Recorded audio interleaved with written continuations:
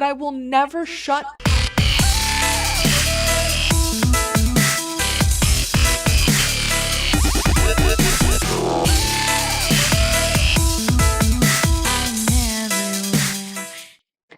Well, hello, everyone. Hold on. I want to give a moment of silence. Let's give a moment of silence. I want to see if there's a hum in the background. No, wanted to make sure the audio filtration I had going was working properly, and it appears to be. I also wanted to check out a new sound clip I had, so let's do that and we'll get right started. I do have some YouTube stuff to do. I'm getting used to my setup again, but here's my new sound clip. Welcome to Thunderdome, bitch. All right, now that we're in the right mood, where is this it? Yes. So before we get started on our commentary here, please subscribe and follow me on Twitter.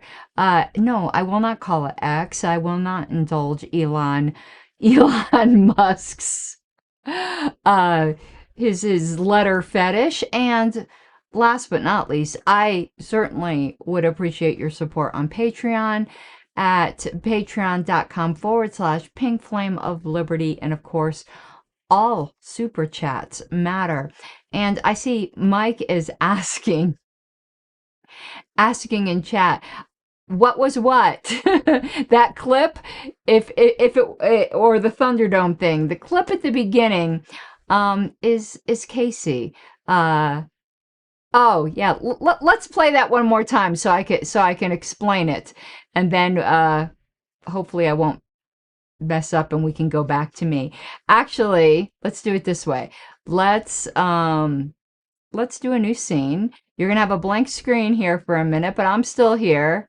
But this is Kayse. I will never shut up. I just loved that. Anyway, so that's who I'm responding to in this video here. It's a new creator I found named Kayse Melone, I think you pronounce it. And I loved the title of her video, which was one of my favorite subjects to hate. Oh, well, let's do this and then I got another sponsorship to do, which is why Christian nationalism is not about faith, it's about power. And she has completely nailed it in the title. We'll get back to talking about Kayse for a moment, but wanted to remember to promote Sean Dempsey's newest book. Sean Dempsey's a sponsor of this show, and he has a fictional book based upon the Uvalde tragedy. So, Dead Stars Shine Brightest, and it definitely is libertarian themed. He sent me a hardcover, but you can get it in paperback as well. No, I have not yet had time to read it, but having read Sean's, at least his children's books were adorable. I can imagine that this is going to be really good. What a prolific author. This is now the 4th book of his I've promoted. You can get it on Amazon, and thank you very much, Sean. So back to Kayse. I share, and my damn bra strap, I share her, did I do the wrong side because I'm flipped image? Yes. I share her concern. Obviously, I've done a lot of shows about Christian nationalism, but that's probably the only thing we share in common. Either that or we are too much alike, because I'm going to have a lot of critiques. And I'm sure if she saw the show, she'd have a lot of critiques of me as well. First of all, she gets more views than me. So maybe she's doing it right and I'm doing it wrong. Her shows are pre-recorded, and I get that. You usually go off a script when you are pre-recording things. But there is a technique to reading a script without seeming like you're reading a script. In my not so humble opinion, she hasn't gotten that yet. So that was a bit That's a bit distracting for me when you are just watching someone read a script. That's why I like doing live streams. And I do some scripted shows, but they are basically outlines. The other areas where I disagree, well, there's multiple other areas I disagree with Kayse. Kayse is an atheist. I am not, but I think that is good that an atheist and a Christian are agreeing that Christian nationalism is it's an existential threat to freedom. As far as I'm concerned, I have said that in no uncertain terms multiple times before. Interestingly, and I do find these shows of Kayse's interesting, she describes herself as a spiritual atheist. So I'm going to try to remember to put in show notes a link to the show I am responding to or interacting with is more appropriate, but you can go check out her other content if that seems like it would be of interest to you. But more on the political realm, which is, obviously which I do more of. Kayse is an extreme leftist. Everyone keeps saying all I do is react to the right. I mean, the right is it's low-hanging fruit nowadays. I don't even watch Matt Shapiro shows anymore because it's just too easy to respond to. So I started watching some more left-leaning material, and then when I saw, more of a lefty responding to Christian nationalism, I knew I wanted to respond to it. Here's your first clue. That little clip I did the other day of Stephen Wolf's The Case for Christian Nationalism, where I said, if I hear the word commodious one more time, I am going to jump off a building, because I listened to the audiobook and I want to get the Kindle version just to do a word search on how many times he uses the word commodious. I never want to hear that word again. Well, similarly, Kayse, give late stage capitalism a rest. I don't think you know what that means, because it doesn't mean anything. And it's just pretentious gobbledygook. But that should give you an idea. She's coming much more from the socialist/communist kind of side. And I don't mean that really as a pejorative. I'm trying to describe her views, which I think she would agree are far left. I'm actually, obviously radical libertarian, so we're not going to agree there. When I first heard her show, this particular one, I was concentrating more on the agreement in the title, that this is not about faith. It is about power. Stephen Wolf's book is so horrifying. I think I am actually going to buy it and not on Kindle, because you can highlight on Kindle, because I want to do a series responding to it, or maybe not even responding to it, but highlighting the truly horrifying parts of it, because they're self-evident. I don't even have to talk very much. I just need to let the book speak for itself. It is worse than I thought. When I responded in that last show and I said it's a blueprint for Gilead, I was only slightly exaggerating. It's Gilead with everything but the handmaids. But it is the roadmap to Gilead. Okay. So the first time I listened to Kayse's show, I was concentrating more on the Christian nationalism angle, which I absolutely agree with her on. Then when I was pulling clips out to do a basic agreement show, I realized that mixed in with the agreement on Christian nationalism is actually a huge disagreement on a lot of her other fundamental presuppositions. For instance, I think what she would want is just as dystopian and authoritarian. Now, it's interesting that she describes herself like as a universalist in the sense that she doesn't want to keep hardcore Christian nationalist types out of political power. She thinks everyone should have a voice, but that's not really possible. See, you can't be a universalist with someone who thinks that your beliefs shouldn't exist. Like, you can't think that's valid and think your own beliefs are valid at the same time. The only true, I guess, universalism would be panarchy, where you'd let the Christian nationalists hole up amongst themselves and have their little Gilead, and the commies have their little commune and whatever. In that sense, I can understand. But she actually believes in the power of the state. And in that sense, Chekhov's gun is still on the table. So you can't blame the Christian nationalists for wanting to pick it up. Someone is going to pick it up. Okay, enough of me blathering. I've got 20 clips of Kayse. So let's just start going through these. It's been a while since I grabbed them. I don't script this out, so it's my contemporaneous. Well, I've listened to it once or twice before, but it's still, I haven't decided what I'm going to say until I say it, which often gets me in trouble. But here we go. But I will never shut up. Hold on. What happens when patriotism for your country becomes religious in nature? Christian nationalism is a movement promoting that the United States is a country founded by and for Christians, and in most cases, this means straight white Christians, no pluralism, no diversity.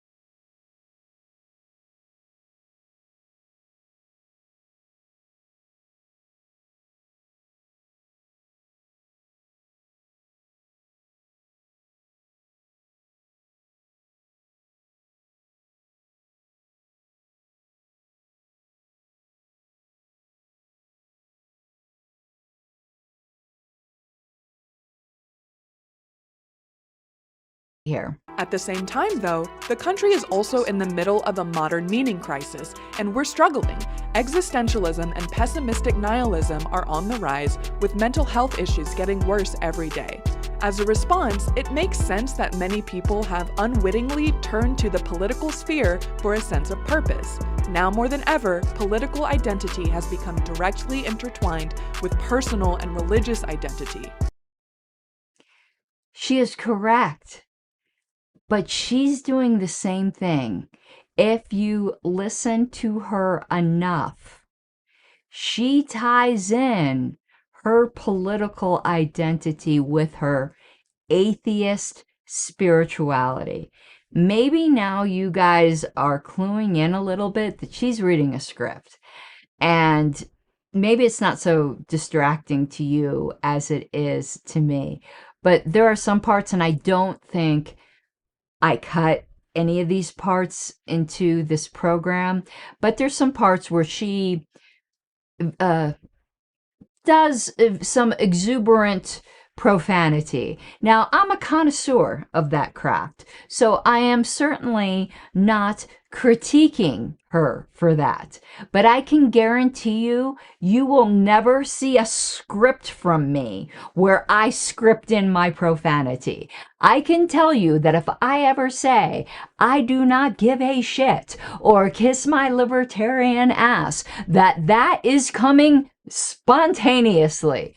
But when she cusses, you can tell she's reading it. And I cannot imagine writing out a script, blah, blah, blah, blah, blah, blah, blah, and I don't give a shit. Anyway, I know I'm nitpicking, you know. And again, Kayse, we probably would have a good time together. You can make a show out of me going, what's this old lady doing with pink hair? And then I guess we'll be even. Okay, next clip. So the first thing I want to talk about to prove my point that Christian nationalism is not about faith, it's about power, is how the numbers are showing that more and more Christians are leaving the faith and why they are. Here's the thing. The United States and a lot of the rest of the world is currently experiencing a serious meaning crisis. If you've ever found yourself doom scrolling at 2 a.m. thinking, what's the point of it all? Congrats, you know exactly what I'm talking about. Why are we alive? What are we even doing on this planet? Do I really have to brush my teeth today when nothing really matters in the end? Anxiety is skyrocketing. Loneliness is at an all-time high. People are leaving organized religion in record numbers, and yet self-help books are flying off the shelves. Something's off, right? We're clearly searching for meaning, but so many of us feel like we're coming up empty. But if you go on again to listen to the rest of her content, she's finding her spiritual meaning in her political beliefs. But in her critique of Christian nationalism, where she points out that they are putting a religious significance into their political beliefs, she's actually proving her critique because it is what she herself also does. But she is right. But I'm not so sure it's uniquely modern. I think we're all much more aware of it because we're more connected, between Twitter and everything else. But the existential dread, the search for meaning, that has always been there. If you're an atheist, you think that's why man created religion to begin with. And in this day and age, it's why man continuously is creating politics. I don't think it's something unique to today. I think the awareness of it is unique. To give one of my weird examples is I don't think there's more autism today, and I don't believe it's caused by vaccines.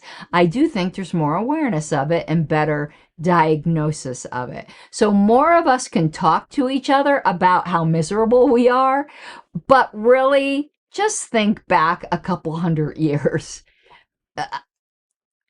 Just think back before penicillin. Like, I'm sure there was existential dread when you could get a cut and you'd be dead. I'm going to go off in a weird story because I'll never forget it. It traumatized me when I was a kid. I can't remember whether it was my mother or my father or maybe it was one of my grandparents. So it's one of my elders who told me a story about how they were playing with a buddy on the street. I'm pretty sure it was a male relative because I believe they were talking about boys playing.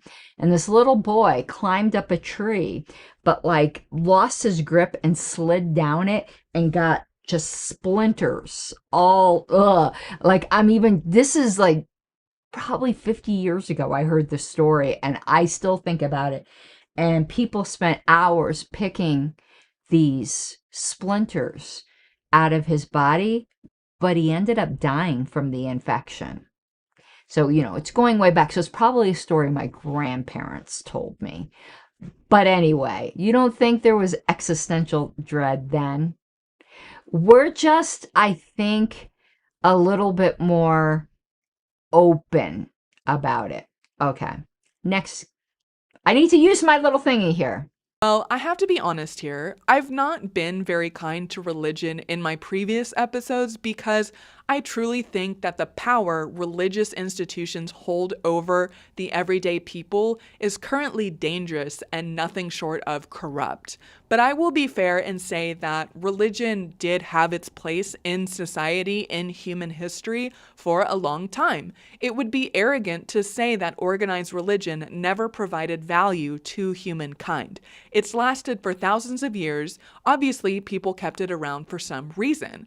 Religion for the longest time did provide a communal experience of existential security, the belief that life had a purpose beyond personal ambition or material success. Without it, many people struggle to construct a new framework for meaning. Religion still has a huge place today. It might not be the same religion or religions as our forebears would recognize, but as she even stated, she's a spiritual atheist. I think having a spiritual side is just something innate to man. Now, the organization of religion, certainly had a civilizational, is that a word, property in the past, but she's just infusing the state with that now. And Christian nationalists at least are being consistent where they're going, we're not even going to pretend. We're not even going to pretend that our statism isn't a religion. But Kayse is pretending hers isn't. And so are most people, because statism is in fact a religion. Now, Christian nationalism is much more dangerous and in its explicit acknowledgement that it's a religion. So if you're arguing with a statist today, they might invoke the social contract or any other of the statist mythology. But if you're dealing with a Christian nationalist, they'll just say, God said it. And there's just really no retort to that if you don't agree. That's like a conversation stopper. That's the conversation stopper of the Christian nationalist.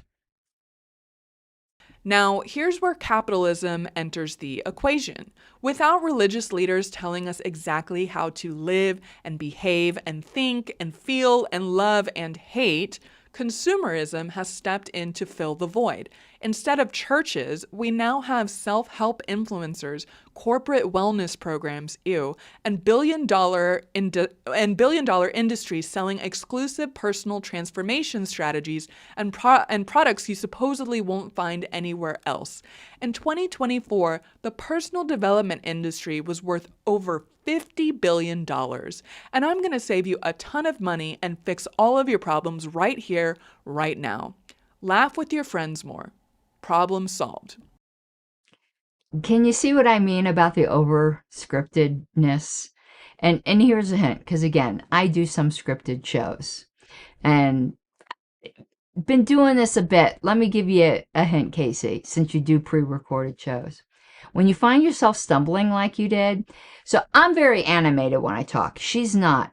But I'm very animated when I talk. So if you ever watch like my Pink Parliamentarian or Jurassic Park and you see a jump cut, you'll notice that it is somewhat slight. So say I'm in the middle of a sentence in a pre-recorded episode and I stumble, I freeze.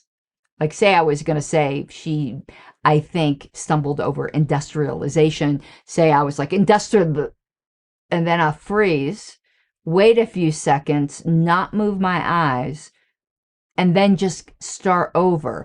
And you can cleanly slice right there. And you could hardly even tell there's a jump cut. You get that one for free, even though I'm a filthy capitalist.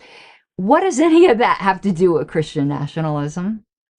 Christian nationalism would have the same critiques that she has of quote unquote consumerism.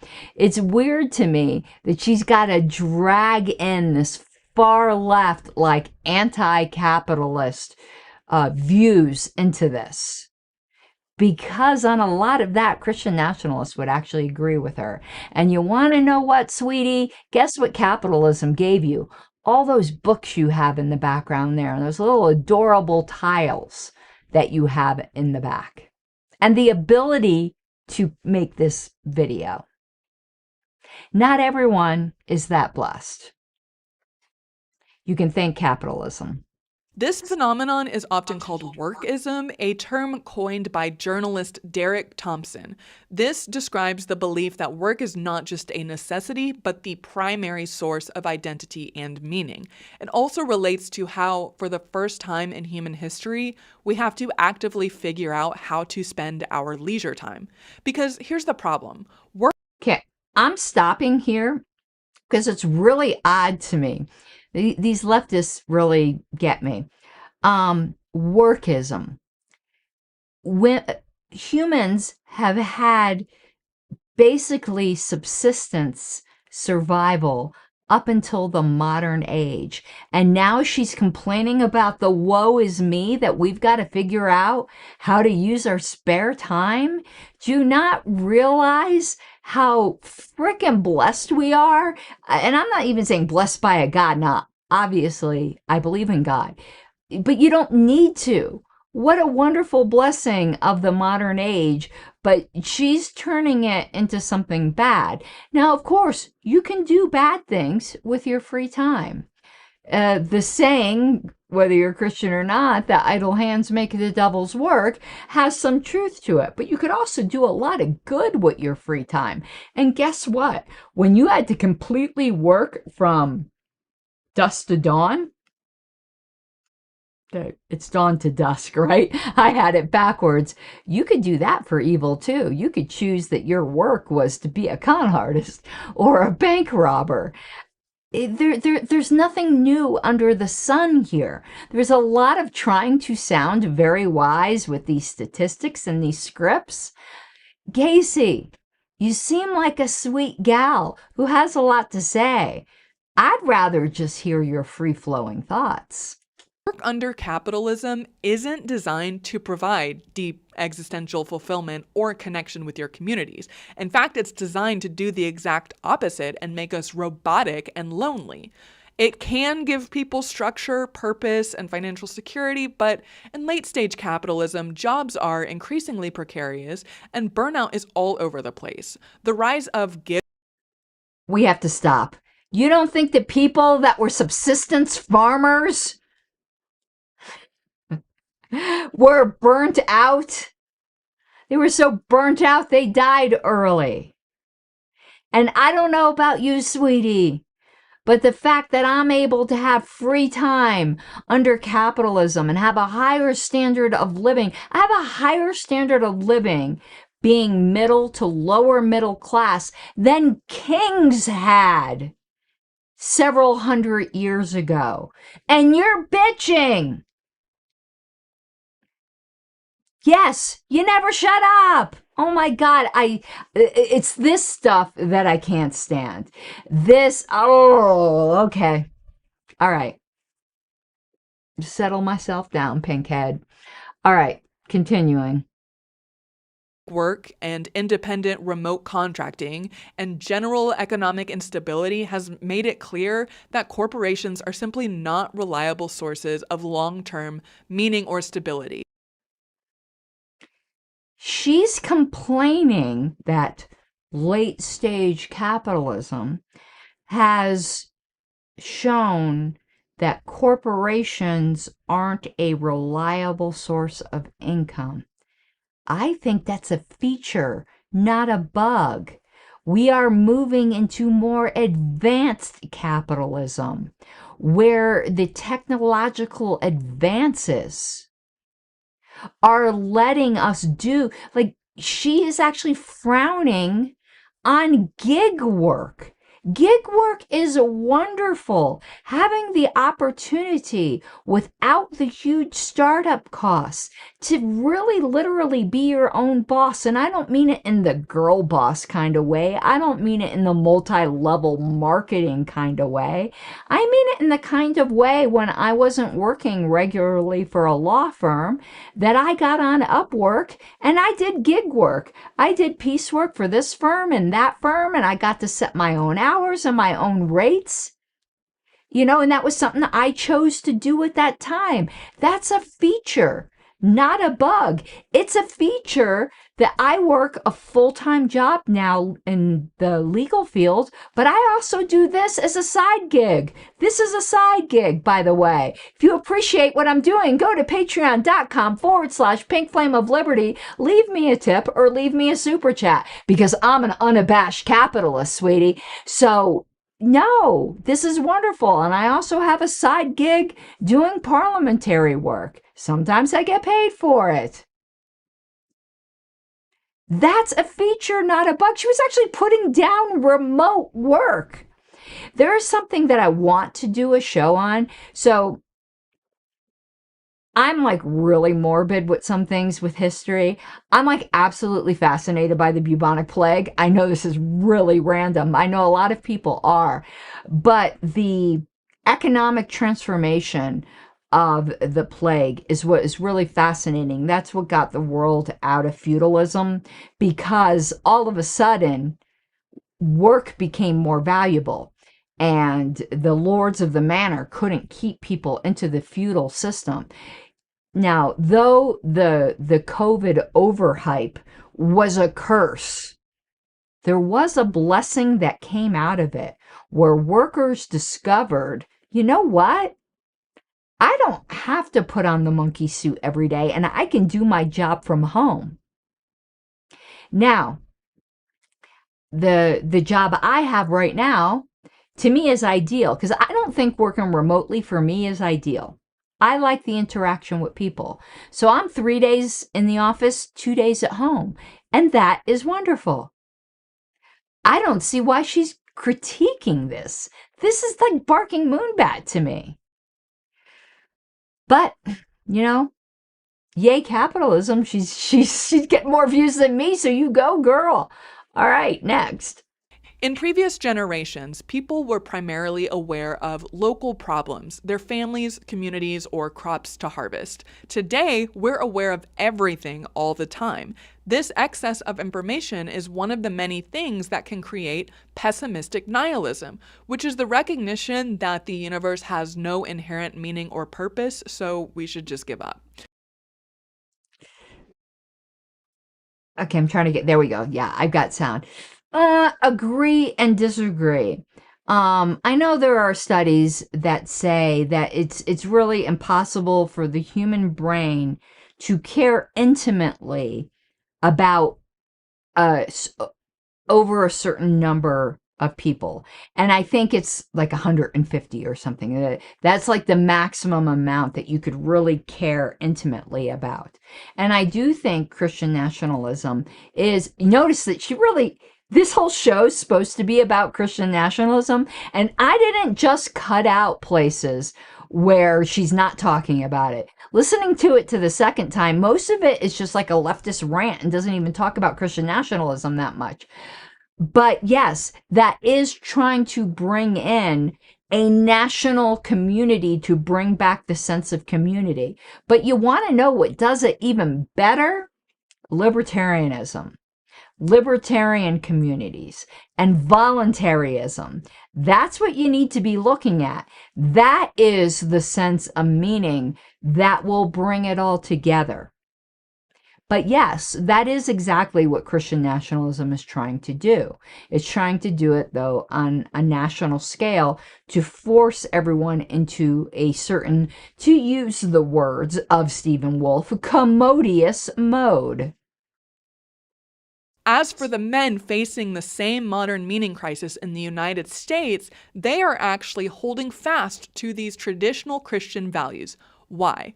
Well, there are a lot of reasons, but I actually do want to kind of go off on a tangent here and get into politics for just a second, but I promise it will loop back to the point I'm making.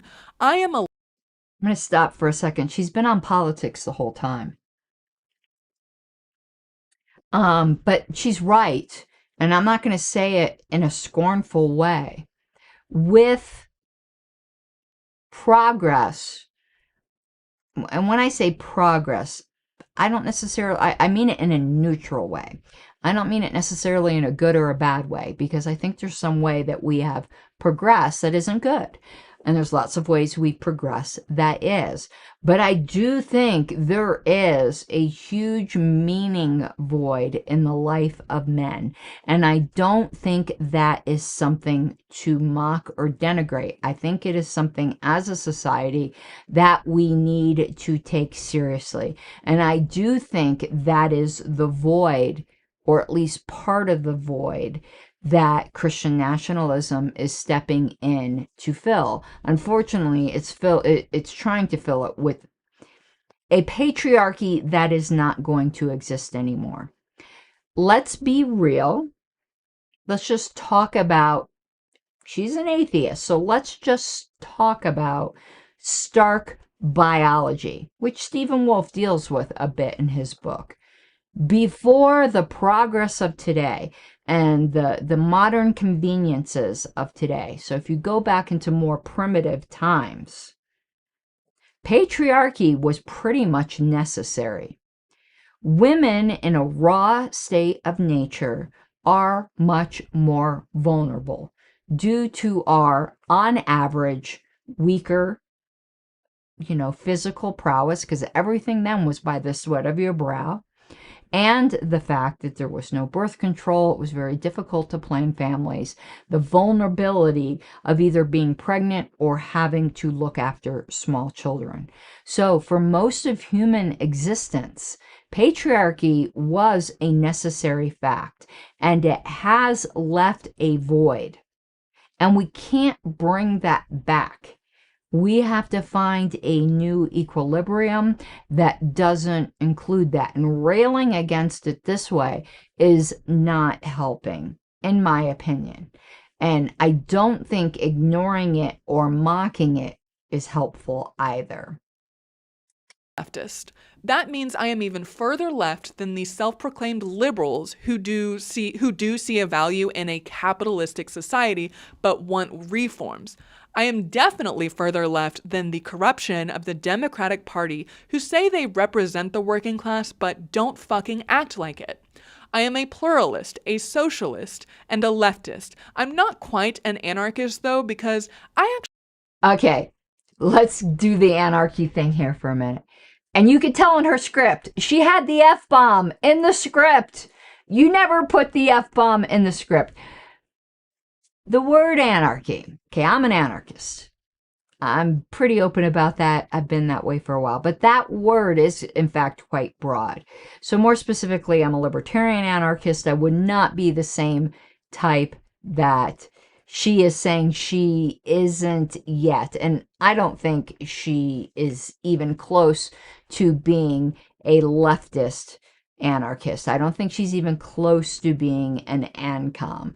But I'm glad that she's honest about her leftist views. It does concern me, though, that I think her critique of Christian nationalism being not about faith but about power is more that she doesn't like the kind of power. See, I critique coercive power no matter its source, whether it's Christian nationalism, whether it is, state communism. The problem is the power. There's always a different excuse for it, but I just couldn't let that anarchy comment pass. Actually don't think we the people need to bring violence to the American government in order for us to take over and restart the democracy on our own terms. I am not an anarchist because with the track that we're currently on, the new United States administration will very likely be its own downfall. And I think we the American people need to... Who is this we speak of? Because you and I are obviously not on the same wavelength. So then what? You see, I want you to be able to live in the type of society you want.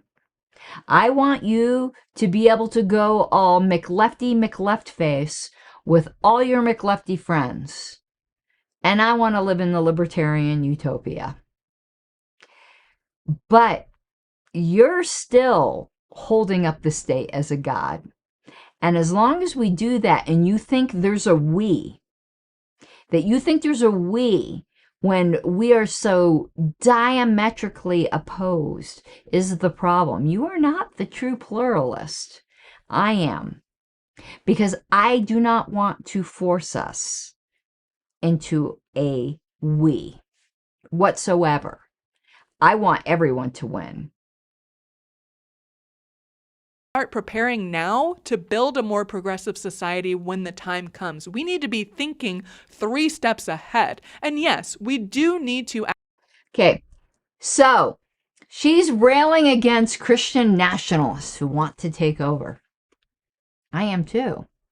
But notice she wants the progressives to take over. I want everyone to take over their own lives and their own communities and build what suits them without using coercion against other people who do not have that same vision. She doesn't understand that she's the flip side of, the flip side of the coin.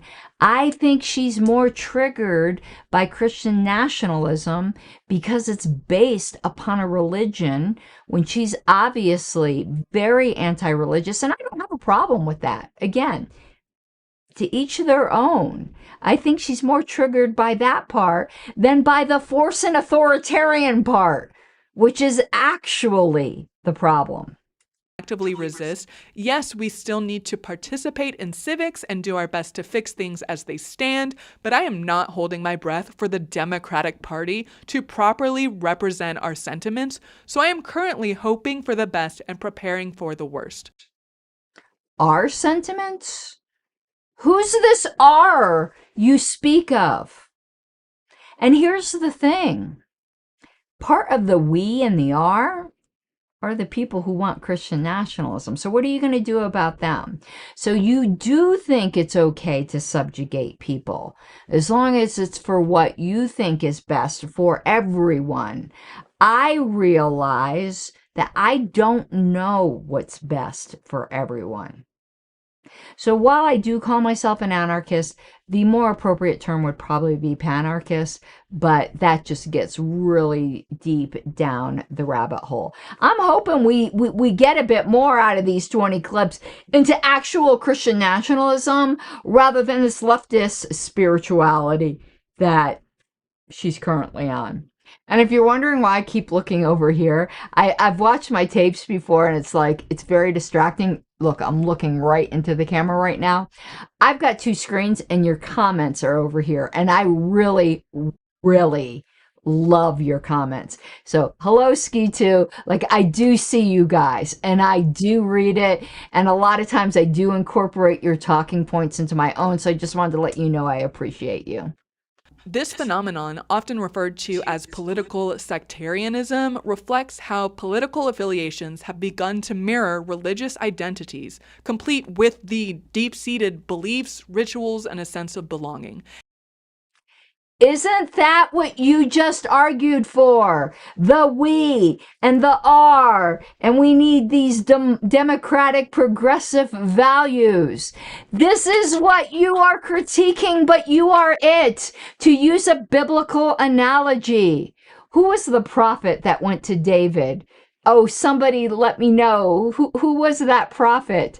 Crap, I can't remember his name, but he was telling the story of how the rich man came and stole the prized beautiful sheep from the poor man, and it was actually an analogy of the way David stole Bathsheba, and the prophet said to David, so it asked David, what should happen to that man? And David said something terrible that should happen to that man. And the prophet said to him, you are the man. Kayse, you are the man. Somebody who's familiar, crap, how is it that I cannot remember that prophet's name? Because he was a badass. He totally put David into a trap there. Okay, next one. The good news is that the research shows that the number of self-proclaimed Christian nationalists is not itself rising. Nevertheless, it's still a very significant number. About 3 in 10 Americans could be classified as self-described Christian nationalists, which means they directly adopt all or most of the ideals of Christian nationalism. However, in a different study, 45% of the Americans. Okay, we're going to stop here. She's using the word self-described wrong. I wouldn't say 1 in 3 Americans are self-described nationalists. I mean, it's right there in the term. Self-described means you would describe yourself that way. I'm a self-described libertarian. But let's say I didn't call myself a libertarian, but all of my beliefs were libertarian.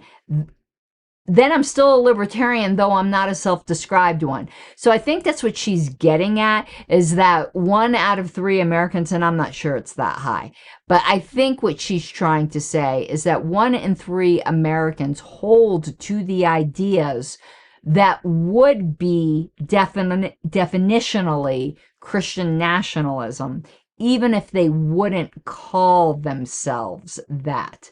I think she's completely misusing the word self-described. I could count on, it would take both my hands and my toes, because I do know quite a few people that would self-describe themselves as a Christian nationalist. But I know a lot more people who would fit the characteristics. So I think she's just confusing terminology there. American population believe that the United States should be a Christian nation. And the way they mean this vary from basing the national law on biblical law to no separation of church and state whatsoever. All the discrepancy between these two numbers, those two numbers being 30% of the population actively identifying as Christian nationalists and 45% of the population. I don't know. I'd have to see the statistics on that. I think that's a high number. I do not think 30% of the country would identify themselves as Christian nationalists, unless she is equating the terms patriot, because I do think probably about maybe even higher than 30% would self-describe themselves as a nationalist of some kind. I think she is conflating the idea with people who go, yes, I'm a Christian, and yes, I'm a nationalist. Being a Christian and being a nationalist doesn't make you a Christian nationalist. And I'm not so sure how I can describe this. Like, I'm a Christian and I'm a libertarian, but I don't combine those two. They're different spheres of life. And most Christians hold their nationalism apart from their Christianity. Now, let me give you, though, a good current example of someone. I don't know if they would describe themselves as a Christian nationalist, but certainly meld their politics with their Christianity in a very dangerous way, and that would be Ted Cruz, who thinks that we need to get involved in the war that Israel is fighting with Iran because it's a commandment of God. When you think you have to go to war with another country because God's going to bless those who bless Israel, as if the modern state of Israel is what was being referenced in the Old Testament, and curse those who curse Israel, that certainly imports a major element of Christian nationalism, though I do not know if Ted Cruz self-identifies as a Christian nationalist. I would consider him, I don't know if I consider him a full-blown one, not in the Stephen Wolfe sense of the word. Most people, I don't think, know the extreme variety of Christian nationalism that's out there. You really, I really highly recommend that you read that terrible book. But also, like, the Doug Wilsons of the world out of Moscow, Idaho. I mean, that's also a leading voice in Christian nationalism. And if you want to go back, the deceased Rushdoony, that would be another one. Now, Stephen Wolfe isn't quite as bad as Rushdoony in the sense that he's not as theonomic. I might be getting into some theological terms here that everyone's not familiar with. We'll get into this a lot more when I finally do go through Stephen Wolf's book, because it was that bad. Believing that the United States should be a Christian nation, the only thing that 15% in between means is that not all Christians are aware of the term Christian nationalist, or they don't know what it means and don't recognize that they are in fact one of the Christian nationalists to some degree, even if they're not as extreme as the ones actively saying they are. Oh, it's really interesting that Ski2 brought up Gary North. Boy, do I have some stories to tell you. So, most of you do know I come from a pretty fundamentalist path. There was a brief period of time where I would have considered myself a theonomist. And very much in line with Gary North and Rushdoony and Doug Wilson. I've had personal correspondences with Doug Wilson when I was looking for an old issue of the Chalcedon Report. Now, those of you who are familiar with that branch of Christianity will know that I know what I'm talking about, because, these aren't, Canon Press, okay? These aren't major institutions, but, just like the guy in Monty Python where, she turned me into a newt. I got better. It was a very brief period of time, but I was a self-described theonomist for a while. So I know this stuff, and I know how scary it can be. Let me tell you one of the things, and I'm sorry this is going to sound offensive to some people, but I live in Colorado, as you know. That might be offensive to some people, but that's not the offensive part. And crap, who is that guy who has the crazy ass church here in Denver? He's very much who had shadowgov.org. Crap, his name is completely escaping me. It was very much an Acts 9:12 out open theist guy. But I used to belong to a theological forum where there was a lot of his devotees there. And they would say such disgusting things like, what would you rather have on your foot? A homosexual or gutter slime, and when I saw this hateful rhetoric, that's what pulled me out of it. That it was just so gross. Now, this was many, many years ago, but I know this world. And Hody, hey Hody, I don't think I've ever seen you in my show. I want to put your comment up here. Hody also read the book, The Case for Christian Nationalism, and he said he's with me. It's important people see how terrible it is. Wolf throws out scriptures in the very first chapter because, right, he has to. And let me tell you, it is mask off. One thing I will give Wolf credit for, he says the quiet parts out loud.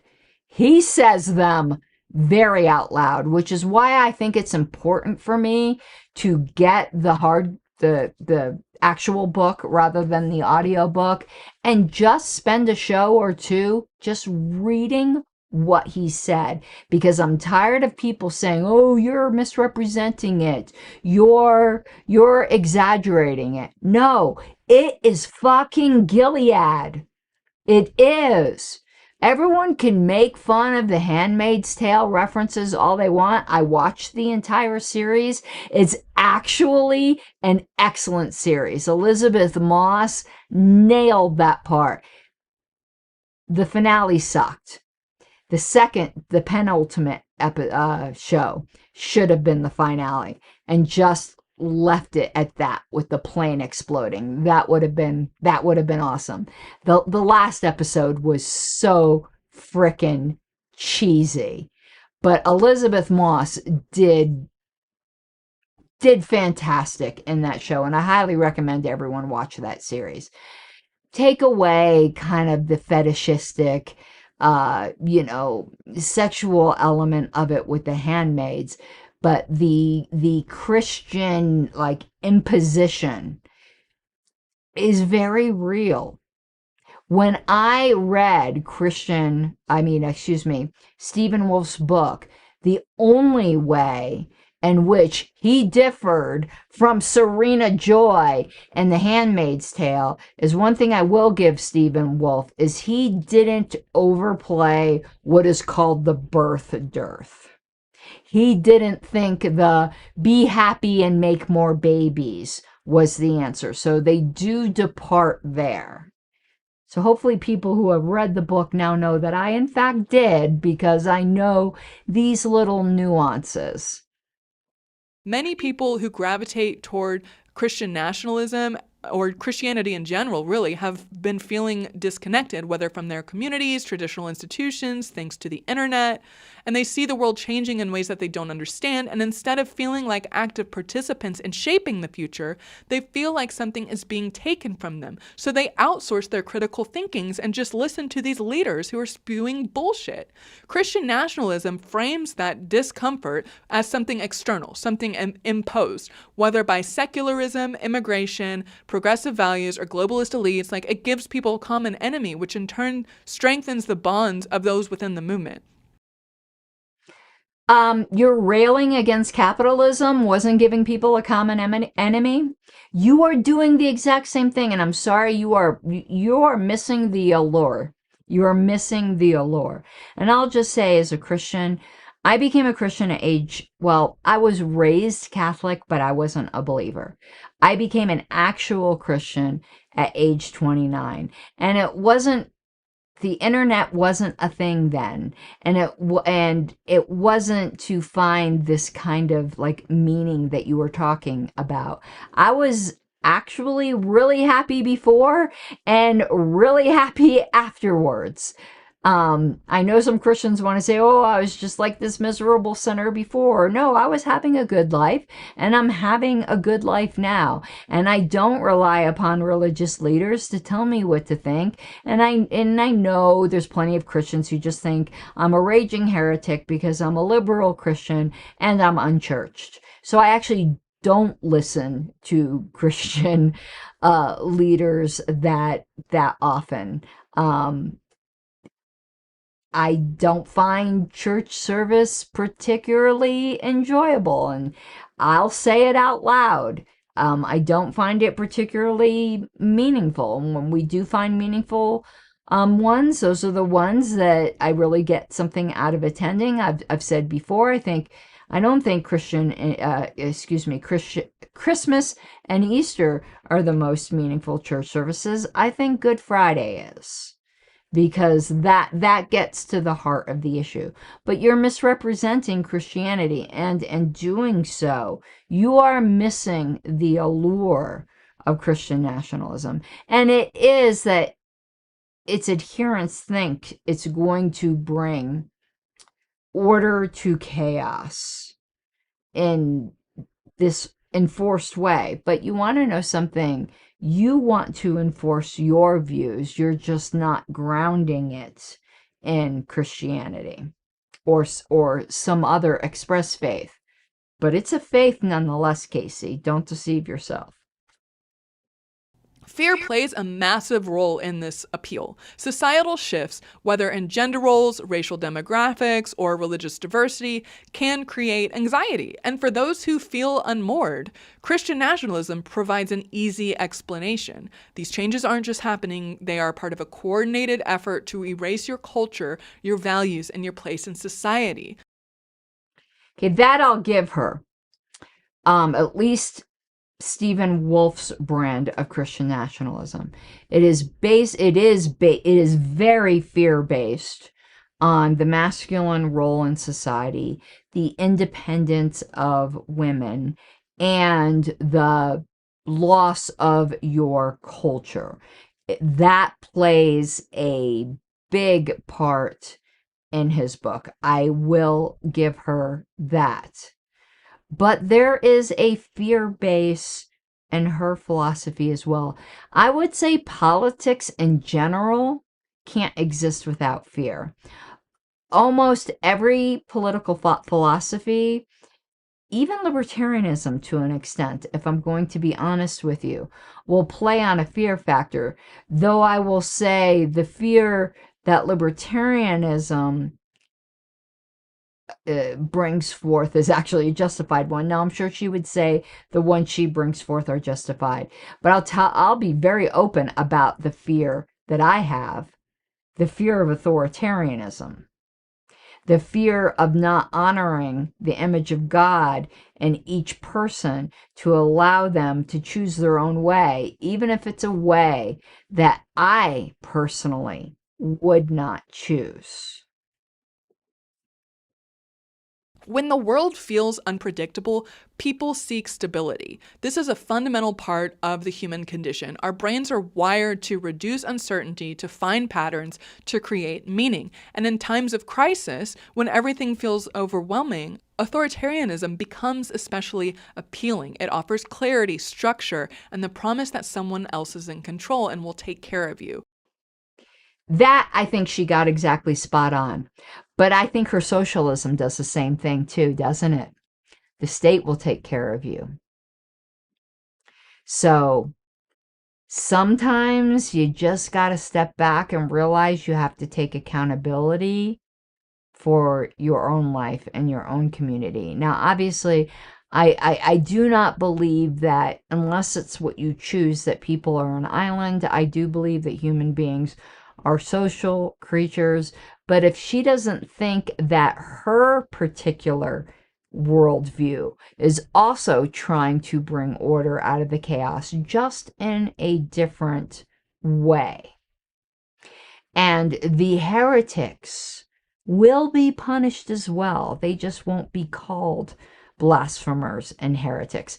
And in a very strange way, this is going to sound really odd coming out of my mouth, and hopefully I'm shadow reversed again. Hopefully I'm going to explain this well. Let me do a bit of a rabbit trail here. Some people get really shocked when libertarians say, yes, business owners should be allowed to discriminate. Does that mean we think discrimination is good? No. I actually think it's disgusting, and I want to know who the bigots are. At least Christian nationalists are pretty darn open about their authoritarianism. Actually, Stephen Wolf's pretty damn proud of it. But folks like Kayse, with their leftist socialism, they're not as open about it. It's for the common good, and it's we, and it's democratic, and it's all baskets of puppies. One thing, one credit, even though I'm going to backtrack on one thing I said, but one credit I'll give to Christian nationalism is they don't hide the ball. They don't hide the ball as to what their ultimate aim is. But now to walk that back a little, religion is such a blunt object and can subjugate people so badly. And that's why I spend so much time talking about Christian nationalism. I do think it is really, really dangerous. And another reason, as I said in another show, that I focus on it quite a bit is I see so many libertarians get sucked into it. There is a libertarian to Christian nationalism pipeline right now, and I don't really understand what it is, but I can tell you I want to plug that pipeline. I want to plug it something bad. Because authoritarianism removes complexity. It tells people that the world isn't messy or uncertain, it's simple. These are good guys and these are the bad guys. That's what they tell them. These are the clear rules that must... Wait, stop. Didn't you just tell us that the corporations and the post-capitalism and all of this and the loss of meaningless were the bad guys? Didn't you just do the same thing? You just didn't do it in the name of God. Now I agree. Doing it in the name of God ratchets it up. Ratchets the dangerousness of it up. I do agree. Because you're claiming divine authority. But yes, as Skitu said, that was a self-own. That was definitely a self-own, because your political philosophy does the same thing. The only one that doesn't is libertarianism. Be followed. There's only one way of life that is correct, and anything that challenges it is a threat. Okay, I think I said everything on that one that I wish to say. Authoritarian regimes then turn around and make it more difficult for these people to think critically. They're taking away all of these like social wellness programs that are kind of like a safety net for people, so that if they're having a hard time, they don't end up on the streets and hungry. Authoritarian regimes strips all of these other safety nets. Wait, stop. So the safety net is the state. She's just made the state the religion. No, Christian nationalism actually doesn't strip away the social safety nets. Stephen Wolfe has a whole chapter dedicated to this, but they do have strings attached.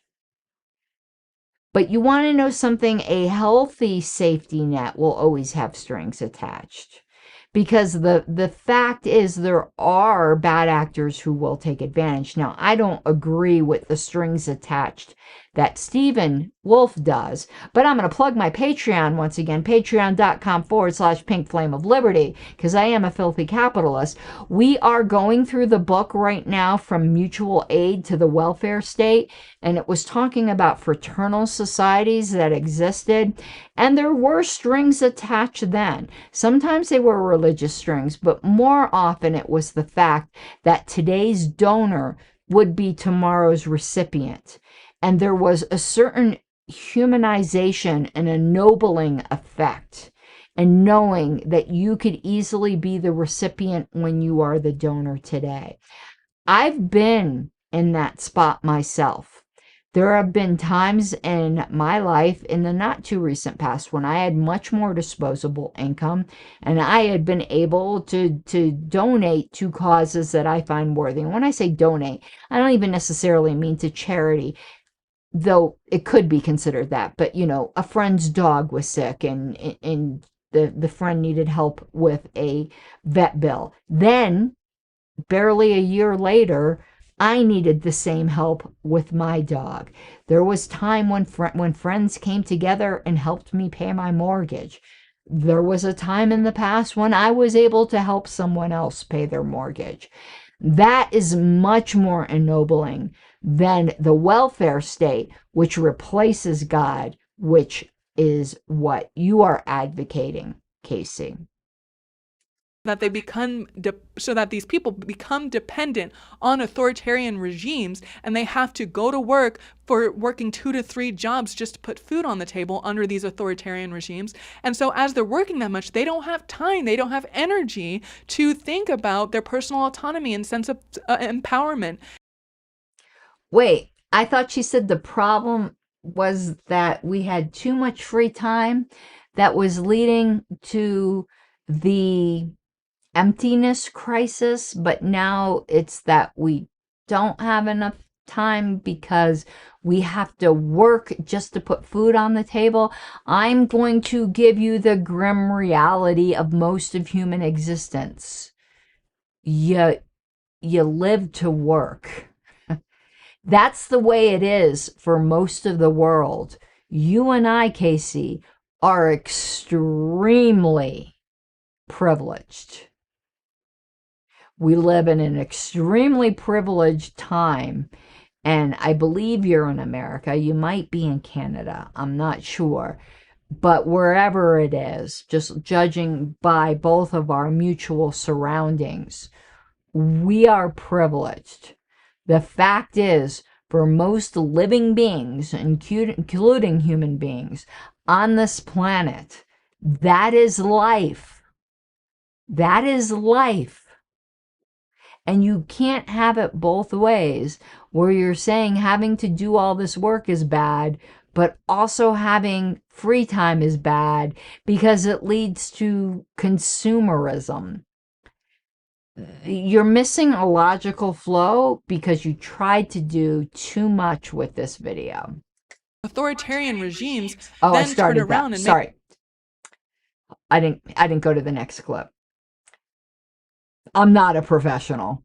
I just want to clarify why I think, once again, Christian nationalism is such a danger to everyone in this country right now, including Christians. One of the most significant threats Christian nationalism poses to society is its ability to undermine democracy and pluralism. When religious identity becomes fused with political power, the result is a system that prioritizes this ideological purity over democratic principles. Are you saying that we should be ideologically pure to democratic principles? Because I think that's what you're saying. I think that was just another cell phone. You just don't like, and I don't either, to be honest with you, the ideological purity they want. But you just want a different kind.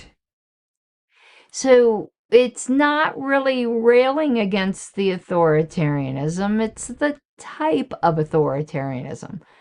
But I agree with you. It's dangerous. It's dangerous because you're overtly mixing in God with it. It is so hard to argue against. God said it. Instead of a government that represents all citizens, you get one that serves only those who conform to a specific.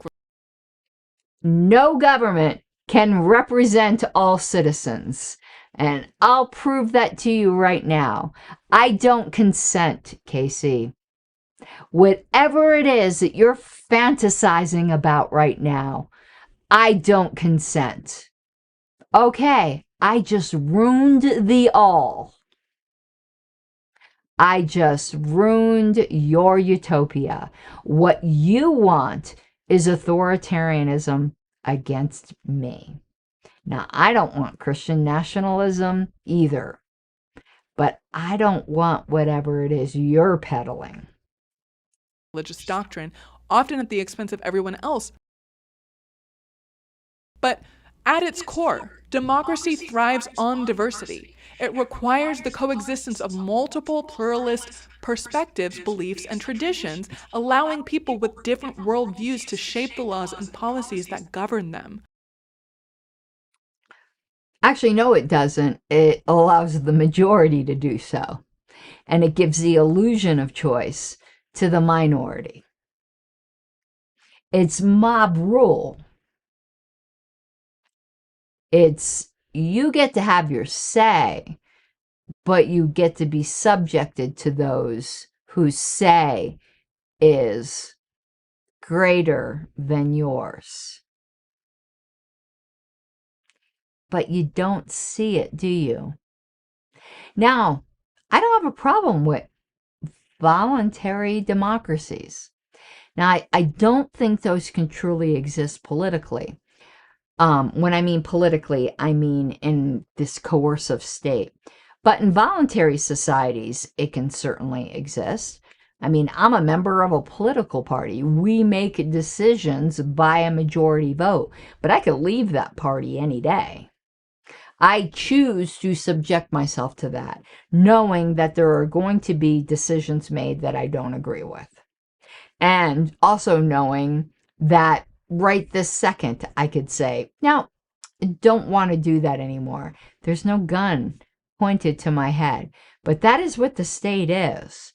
All laws are ultimately enforced upon the point of a gun. We all know that. I would recommend people, and if I could remember, which I never will, so I don't even know why I make this promise, if you do a look on my channel for Chekhov's gun, I talk about this quite a bit. Christian nationalism, however, is fundamentally opposed to this. It asserts that one religion should rule them all. History has repeatedly shown the danger. Wait, let's stop here a second. You know, the first time I listened to this, I really did think she got into a lot of specifics. And, you know, my cover image might be a bit deceptive because I'm like, we agree. And it's turning out we disagree actually on more than we agree upon. We do agree upon that it's about power, that it's not about faith. But that's probably it. You want the one ring to rule them all too. And that one ring being majority rule. Whereas the one ring under Christianity is Bible rule or Protestant rule, because Stephen Wolfe makes it very clear that his Christian nationalism is actually Protestant nationalism. Catholics need not apply. Dangers of merging religious doctrine with state power. Why Christian nationalists think they're going to be any different is ridiculous. Why socialists and far leftists think they're going to be any different is ridiculous. See how that works? I think we're on our... No, we got 2 more clips. Religious leaders begin to wield political influence, and political leaders begin to wield religious influence. Perhaps even more concerning is how religious fundamentalism can be used to justify authoritarian policies, because when political power is framed as divinely ordained, opposition is not just a matter of differing opinions or backgrounds, it becomes heresy.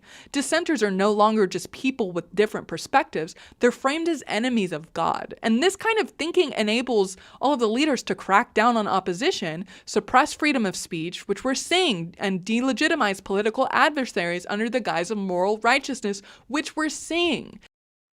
Okay, I have nothing to disagree with on what she just said right there. That was spot on. That was absolutely spot on. Not a golf clap, a real clap. If history has shown us anything, it's that when religion and politics become inseparable, I think we already did this one, but let me play it. I might have had clip 20 on here twice. Let me let this play again, because she does repeat herself. So maybe this isn't the same clip and it just sounds like it. neither democracy nor religion truly thrive. Instead of faith being a personal, meaningful, transformative journey, it becomes a tool for control. That's why I say that Christian nationalism is not about faith. It's not about belief in these ideals and this spiritual transformation. It's about power, and not power of the Christian constituents buying into it. It's about the power of the leaders on top who are taking advantage of them. That is true of all politics. That is absolutely true of all politics. I do agree with you, but that's a flaw within your own system. Okay, I'm going over here to my little scene switcher. We're going back to the main screen. Okay, I actually thought I was going to agree with Kayse more, and I realized I need to edit the title. There's not two E's at the end. I am going to try to put a link in the show notes because I do want you to check her out. She has some interesting takes if you want to hear things from a leftist point of view. Hopefully this satisfied at least some of you who are like, all you do is jump on the right. No, I have plenty criticisms of the left as well, though my next video is going to be about the right. I had watched, I'm going to give you a teaser, a video. I watch a lot of atheist channels, by the way. Yes, as I said, I'm a Christian, but I like hearing people who disagree with me. So I watch a lot of atheist channels, and there is a former Jehovah's Witness, and he used to be called Telltale Atheist, but he goes by his real name now, and it says in parentheses Telltale. Well, Telltale did a video talking about the eerie similarities of this interview with a 1982 Ku Klux Klan wizard and today. And I stopped it. I'm like, I don't want to be influenced by him. I was already so transfixed by this theory that I pulled up the original, it was a CNN Crossfire video, and I'm going to be doing my own reaction to it. Okay, everyone, I hope you appreciated this content. It took a little bit longer to prepare her video. Again, it was much longer, been doing a lot of work with the party, so it's been taking a lot of my time, but I should be back in regular rotation. I really appreciate it. And again, if you're watching this after the fact, or even if you're watching it now, but you just couldn't do it now, would appreciate patreon.com/Pink Flame of Liberty, or to throw me a tip. I'd really, really appreciate it. I'm trying to get down here to my closing sequence, but I hope you have an awesome night. Mi guapes de libertad. You gotta take what you're given, that's how we live it. Don't be mad at the system, it's simply how we've existed. I hear a lot of people talking like they politicians and choose to be an accountant because it's safe in a business, not because they want to